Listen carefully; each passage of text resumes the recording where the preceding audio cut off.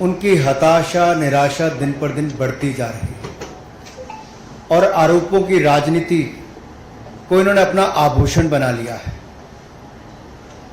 जब इन्हीं के लगाए गए आरोपों को ऑथेंटिकेट करने के लिए कहा जाता है तो पीठ दिखाकर भाग जाते हैं, शपथ पत्र देने के लिए कहा जाता है तो मुकर जाते हैं। गलत और निराधार आरोप लगाना राहुल गांधी जी की आदत बन गई है। It has become a habit of Shri Rahul Gandhi to make incorrect and baseless allegations और बार बार आरोप लगाने के बाद माफी मांगने का काम और कोर्ट से फटकार खाने का काम राहुल गांधी जी का हो गया है। आप देखिए, राफेल हो, चौकीदार चोर हो, या फिर सावरकर जी या आरएसएस की बात, या फिर पेगासस के मामले, इन सब पे इनको फटकार ही लगी है। कई बार कोर्ट में माफी मांगनी पड़ी। तो कीचड़ उछालो और भाग जाओ हिट एंड रन के मामले राहुल गांधी जी के कई हैं। आज की प्रेस कॉन्फ्रेंस में हाइड्रोजन बम फोड़ने वाले थे, फुलझड़ी से काम चलाना पड़ा, वो भी फुस हो गई। क्या हो गया? इलेक्शन कमीशन ने बड़ा स्पष्ट कहा है कि no deletion of any vote can be done online by any member of public. Online किसी भी वोट को नहीं काटा जा सकता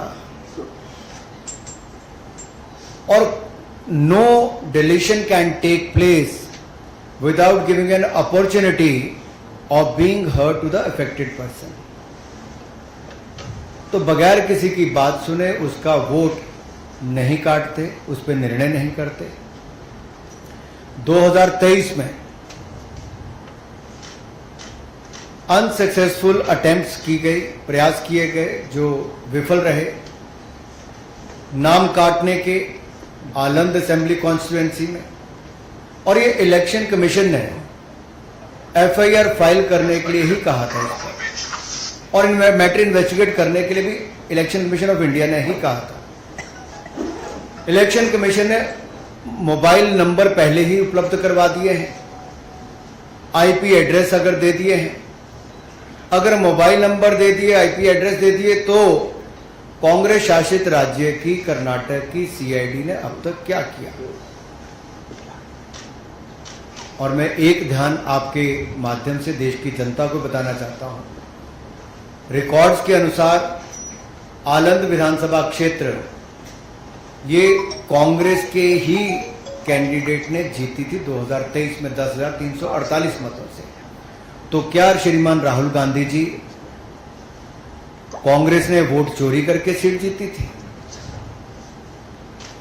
एक बात आज जो राहुल जी ने बातों में मान ली है और अपने जवाब में कहा, वो कहते कहते हाइड्रोजन बम एक तरह से फोड़ गए अपने ऊपर ही। वो कहते मैं लोकतंत्र बचाने नहीं आया। राहुल जी कहते हैं लोकतंत्र को बर्बाद करने की तैयारी है क्या? गलत निराधार आरोप बार बार संवैधानिक संस्थाओं पर लगाना, गलत निराधार आरोप बार बार इलेक्शन कमीशन ऑफ इंडिया पर लगाना, कभी ईवीएम पर प्रश्न चिन्ह खड़े करने, कभी वीवीपैट पर करना, कभी चुनावों के नतीजों पर करना, और कभी टूल किट के सहारे भारत के लोकतंत्र पर, संवैधानिक संस्थाओं पर प्रश्न चिन्ह खड़ा करना, क्या यह आदत सी बन गई है? क्या चाहती है कांग्रेस पार्टी? पूर्व प्रधानमंत्री इंदिरा गांधी जी सत्ता का दुरुपयोग करके, अफसरों का दुरुपयोग करके चुनाव जीते तो कोर्ट उनको बाहर का रास्ता दिखाता है। राजीव गांधी जी की हत्या के बाद एक लोकसभा का चुनाव पेंडिंग नहीं होता, 1 महीने तक अगर चुनाव को स्थगित कर दिया जाता तो किस पार्टी को फायदा उस समय के इलेक्शन कमीशन ने दिया? रमा देवी जी, एमएस गिल, टीएन शेषन से लेकर ये बाकी सारे इलेक्शन कमिश्नर जो थे, किस पार्टी ने नियुक्त किए और वापस किस दल में गए? कांग्रेस पार्टी में गए। इलेक्शन कमीशन का दुरुपयोग इन्होंने कभी किया होगा? उनको बड़े बड़े पद भी बाद में दिए होंगे,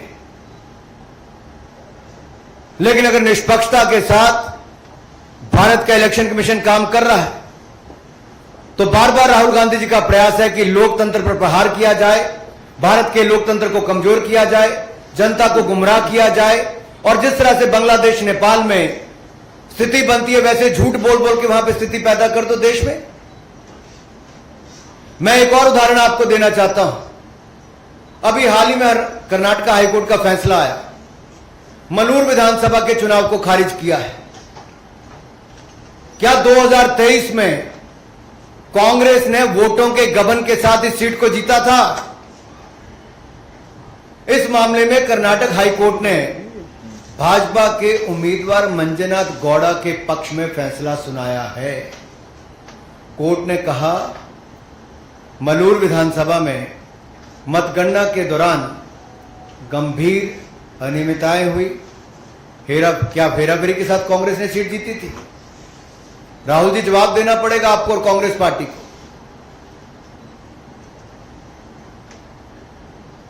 और आपके इलेक्शन कमिश्नर के समय अगर मैं कहूं, सोनिया जी का नाम जब आया कि नवीन चावला जी की नियुक्ति उन्होंने कर दी, और उस समय के चीफ इलेक्शन कमिश्नर ने आरोप लगाकर कहा था, प्रेसिडेंट को लिख के कहा था कि क्लासिफाइड और सेंसिटिव इंफॉर्मेशन नवीन चावला लीक करते हैं।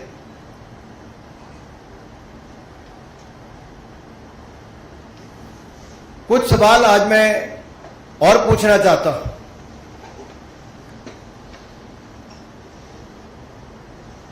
कि जब जब राहुल गांधी जी आरोप लगाया और उसके कोर्ट गए तो बार बार इनको मुंह की खानी पड़ी। आप सारे उदाहरण उठाकर देख लीजिए, कभी माफी मांगनी पड़ी तो कभी कोर्ट की लताड़ खानी पड़ी। तो क्या इसी डर से राहुल गांधी जी शपथ पत्र नहीं दे रहे हैं? आज मीडिया द्वारा बार बार पूछे जाने के बाद भी शपथ पत्र क्यों नहीं दे रहे?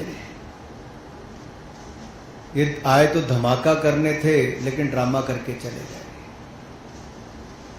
धमाका इनके बस की बात नहीं, ड्रामा करने इनके बस की बात है।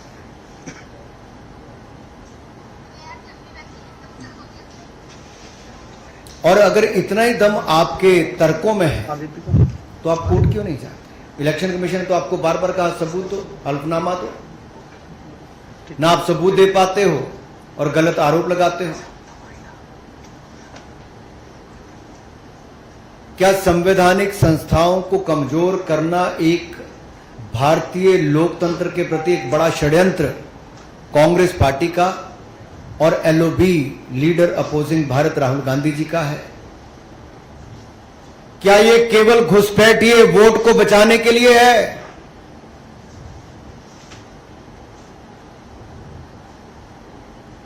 अपने हर तर्क में वो बात करते हैं एससी, एसटी, ओबीसी की, अल्पसंख्यक की, लेकिन उन्हीं के वोट की ताकत को कम करने का प्रयास राहुल गांधी जी और कांग्रेस पार्टी कर रहे हैं। क्या घुसपैठियों के वोट को बचाने के लिए infiltrator first politics is the sole agenda of mister Rahul Gandhi and Congress party? Is Congress trying to protect infiltrators and their voting rights? Rights तो है नहीं, लेकिन अधिकार दिलाना चाहते हैं। राहुल जी के बयानों ने बार बार बताया है कि वो घुसपैठियों के साथ है और देश के एससी, एसटी, ओबीसी, अल्पसंख्यकों के वोट को कम करना चाहते हैं।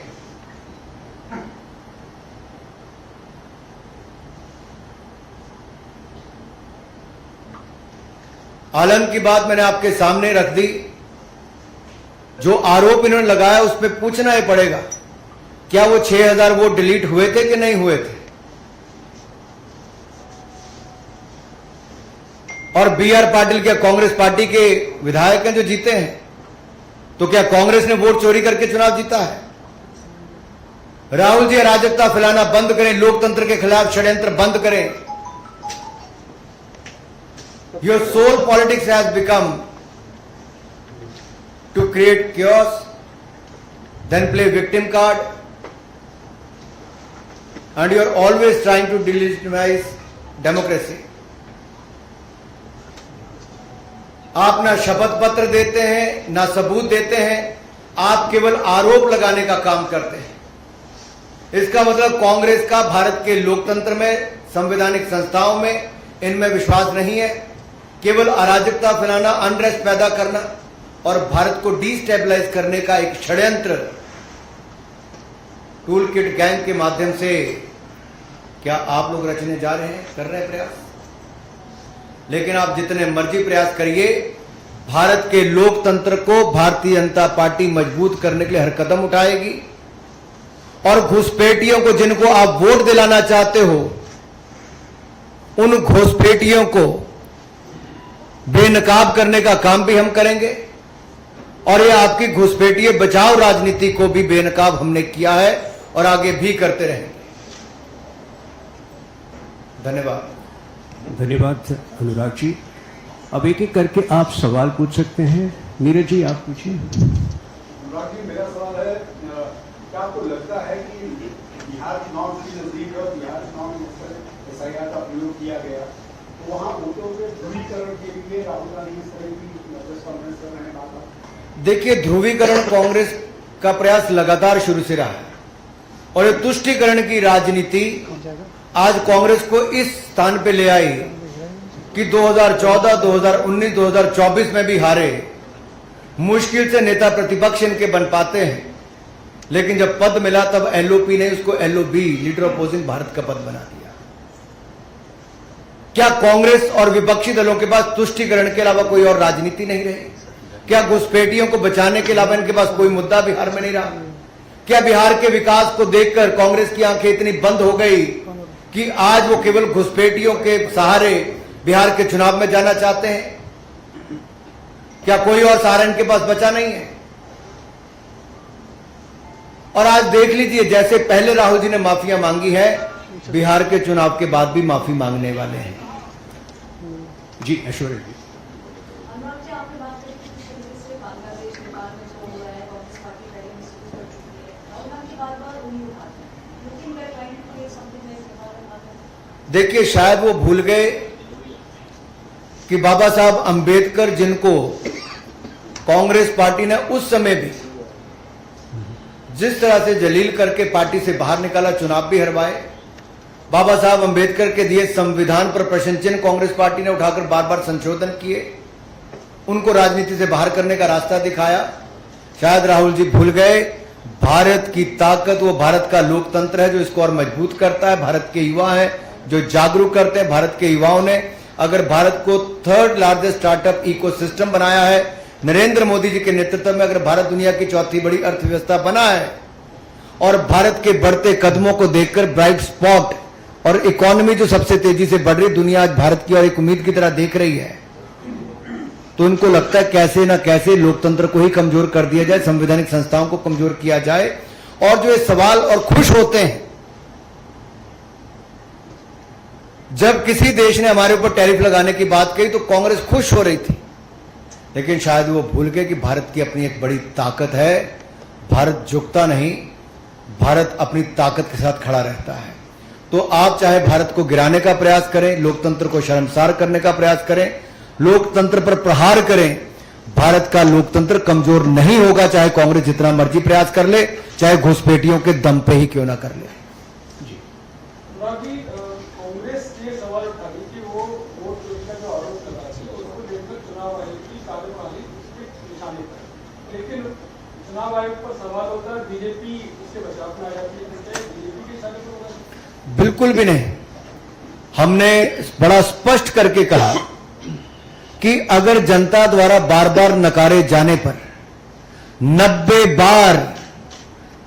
बार जिनके नेतृत्व में कांग्रेस पार्टी चुनाव हार गई, वो आज भी ये मानने के लिए तैयार नहीं कि जनता ने उनको चुनाव हरवाया है, और उल्टा वो लोकतंत्र और संवैधानिक संस्थाओं पर प्रश्न चिन्ह खड़ा करते हैं, तो इसमें बहुत बड़ी दिक्कत है।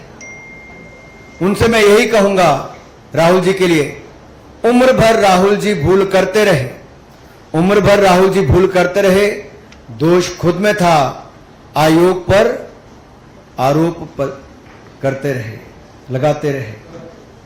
जी आप एक सेकंड। एक तरफ तो राहुल गांधी मतदाता सूचियों की और सारी की सारी जितनी भी चीजें हैं उसकी विसंगतियां उजागर कर रहे हैं, दूसरी तरफ SIR का विरोध कर रहे हैं। आपको नहीं लगता अगर इतनी विसंगतियां हैं तो SIR की जरूरी है? ये तो आपने स्वयं उत्तर ही दे दिया इसमें। तो क्या राहुल जी जब 2 बार चुनाव जीते, 2 जगह से जीते ना, पिछली बार, उससे पिछली बार 1 सीट से हार गए थे, 1 से जीते थे, इस बार 2 सीट से जीत गए। तो जब जीतते हैं तब उनको कुछ नजर नहीं आता है, तब वो EVM भूल जाते हैं, VVPAT भूल जाते हैं, वोट चोरी के आरोप भूल जाते हैं, तब जीत उनकी है। अगर हार जाए तो इलेक्शन कमीशन दोषी है। जी हाँ, और SIR से किसका भला होगा? जो जेन्युइन वोटर है, चाहे वो किसी भी जात, किसी भी धर्म, किसी भी क्षेत्र से आता होगा, जिसका वोट का अधिकार है, उसको वोट मिलता है, तो यहां गरीब और अमीर, किसी भी जाति, किसी भी धर्म के व्यक्ति का एक समान अधिकार है। लेकिन अगर आप देश से बाहर से जो घुसपैठ करके आए हैं, अगर राहुल गांधी जी विपक्ष के साथ मिलकर उनका वोट बनाते हैं, तो भारतीय वोटर के वोट का नुकसान करने का प्रयास करते हैं। तो देश को यह देखना है राहुल गांधी जी घुसपैठियों के साथ क्यों खड़े हैं। राहुल गांधी जी देश को जवाब दें, घुसपैठियों के साथ इनका क्या नाता है। राहुल गांधी जी देश को जवाब दें कि भारतीय लोकतंत्र के ऊपर बार बार प्रहार क्यों करते हैं। राहुल गांधी देश को जवाब दें कि इलेक्शन कमीशन को बार बार बदनाम करने का काम क्यों करते हैं। जी राहुल गांधी ने कई मंच पे और कई वीडियोज में ये कहा है कि अगर मैं वोट चोरी का आरोप भारतीय जनता पार्टी के ऊपर लगाता हूँ, प्रधानमंत्री के ऊपर लगा रहा हूँ और खुद चुनाव आयोग के ऊपर लगाता हूँ, जो कि उनके वेबसाइट से लिया गया डाटा है, तो ये मेरे ऊपर कार्रवाई क्यों नहीं करते, मेरे पर FIR क्यों नहीं करते, क्यों ये प्रेस कॉन्फ्रेंस करते हैं, मेरे पर एक्शन ले। देखिए, राहुल जी ने आज स्वयं माना है कि वो भारतीय लोकतंत्र को बचाने नहीं आए, तो मंशा उन्होंने साफ कर दिया कि उनका भारत में कोई इंटरेस्ट नहीं है। भारत के लोकतंत्र में राहुल गांधी जी का कोई इंटरेस्ट नहीं है। भारत के लोकतंत्र जो बहुत मजबूत है, क्या उसको कमजोर करने में उनका इंटरेस्ट है। जी हाँ, जी राहुल गांधी ने अपनी प्रेस कॉन्फ्रेंस में एक व्यक्ति का जो मोबाइल नंबर दिखाया था। अभी जब जो है हम लोगों ने उनसे उस व्यक्ति से बात की, उसका कहना है कि वो साइबर कैफे चलाता है, मुंबई में चलाता है, उसके साइबर कैफे से किसी भी तरीके का वोटर का रजिस्ट्रेशन नहीं हुआ है और उसका मोबाइल नंबर साझी करके अब उसकी परेशानी बढ़ा दी है। वो चुनाव आयोग में शिकायत करने की बात कर रहा है, चुनाव आयोग और पुलिस में। देखिए, डेटा जो है पर्सनल डेटा, उसको पब्लिक करने पर कितनी दिक्कतें खड़ी हो सकती हैं आप कल्पना कर सकते हैं। और सोचिए, अगर ये लोग सत्ता में होते तो देश के लोगों का डेटा न जाने किस किस के हाथ में होता। और केवल अपनी झूठी राजनीति को करने के लिए राहुल गांधी जी किसी के लिए भी संकट पैदा कर सकते हैं, किसी पर भी कीचड़ उछाल सकते हैं, किसी पर भी आरोप लगा सकते हैं, चाहे उसके बाद कुछ भी हो, अंत में माफी तो राहुल जी को ही मांगनी है। प्रज्ञा सर, राहुल गांधी ने प्रेस कॉन्फ्रेंस में सवाल उठाया है गणेश कुमार जी का। उन्होंने कहा CID ने बनाकर CID ने 18 चौकीदार भेजी उनको। उनको ये जानना था कि IP एड्रेस क्या है जिन्होंने जिस जहां से एप्लीकेशन IP कट करने का और एडिशन करने का बोला। तो 18 बार उसने जवाब नहीं दिया। एक सवाल ये, और दूसरा कि अगर आपको लगता है कि डेमोक्रेसी वीकन करने की ये साजिश पूरी कांग्रेस और राहुल गांधी की, why not take action against him? क्योंकि considering the fact that this is a he is very persistent in doing that. This is not the first time he has done that, and he also has every intention of continuing it. Do you think that there should be a point where you will take action against him, or because it's a serious charge that you are levying against him also? देखिए, कुछ लोगों को झूठ बोलने की आदत पड़ जाती है, कुछ लोग ढीठ हो जाते हैं, कुछ लोग माफी मांगने पे भी एक बार होता है माफी मांगी फिर मांग लेंगे, इनकी आदत बन गई है। और देश ने इनका असली चेहरा देख लिया है कि ये केवल ड्रामा करने आते हैं, धमाका करने नहीं। ये केवल आरोप लगाने आते हैं, शपथ पत्र देने नहीं। ये लोकतंत्र को बचाने नहीं आते, बर्बाद करने आते हैं। ये केवल अपना टाइम पास करने आते, बाकी टाइम तो कई और भी जगह बजा के बिता लेते हैं। एक आखिरी प्रश्न है कमलेश जी। पहले राहुल गांधी ने आरोप लगाया था वोट एडिशन का, अब वोट डिवीजन का आरोप लगा। तो खाली होता है कि इस तरह की इंक्वायरी सेटअप हो जाती है, तो पानी का पानी बना लोगों को हम नहीं होता। मैं आपसे पूछता हूं, अगर 2023 में अटेम्प्ट हुआ वोटर डिलीशन का और उस पे इलेक्शन कमीशन ने ही मोबाइल नंबर और आईपी एड्रेस, जो प्रज्ञा जी का भी सवाल था कि मोबाइल नंबर और आईपी एड्रेस अगर इलेक्शन कमीशन ने पहले उपलब्ध करवा दिए तो कर्नाटक की सीआईडी को क्या उसकी जांच करनी चाहिए? अगर ऐसा है तो किसकी जिम्मेदारी है? और नहीं हुई तो क्यों नहीं हो पाई? अगर ये सारे बात तो इलेक्शन कमीशन इसका जवाब देगा। मैं तो केवल आपके लिए इसलिए कह रहा हूं कि आखिरकार इलेक्शन कमीशन ने अपना काम कर दिया, और अगर इलेक्शन कमीशन ने कहा कि ऑनलाइन किसी का वोट नहीं कट सकता और बगैर किसी को